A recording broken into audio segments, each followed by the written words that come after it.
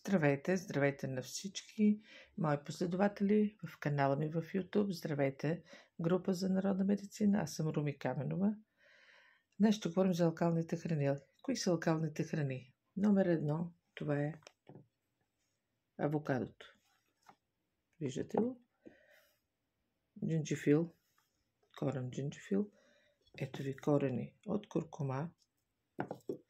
Чесън, най-могъщият от антибиотиците естествени, лимона, краставицата, хималайската сол, ябълка, анона, портокал, карамфил. Ето ви го карамфилчето. Виждате го? Карамфилчето. Авокадото е номер 1. Аз го използвам в салата. Като го смачкам добре, прибавям чесън, кориандър пресен, който също е сред алкалните храни, червеното цвекло също. Няма да изброяваме всичките алкални храни. Маслините, киселото зеле, без оцет, краставици без оцет, всички салати без оцет са алкални храни. Какво съдържа авокадото? Говорим за авокадото днес. То е богато на масни киселини, намалява холестерола, антиоксидант. Съдържа веществото лутеин, което е полезно за очите. Калий, мед, магнези, омега-3, масните киселини, богата на каротин. Използва се при депресия, тумори, намалява развитието на раковите клетки при дебелото черво, при стомаха, панкреаса, нормализира функцията на червата, нормализира кръвното налягане и много други. Значи той е номер 1. Рецепти. Какво можете да си направите? Аз си правя една много хубава паста, с която вкусявам салати. Смачкам едно авокадо, слагам чесън по вкус, пресен кориандър, след което вкусявам с малко хималайска сол. Може да добавите няколко капки зехтинче и лимонов сок. Това е, пастата става разкошна, след което можете и така да се я мажете върху припечена филийка или както вие решите. Другото, костилките. Костилките не ги изхвърлите. Те са при артрити, при мигрена. Също може да направите една спиртна тинктура. С спирт да залеете костилка, която сте настъргали.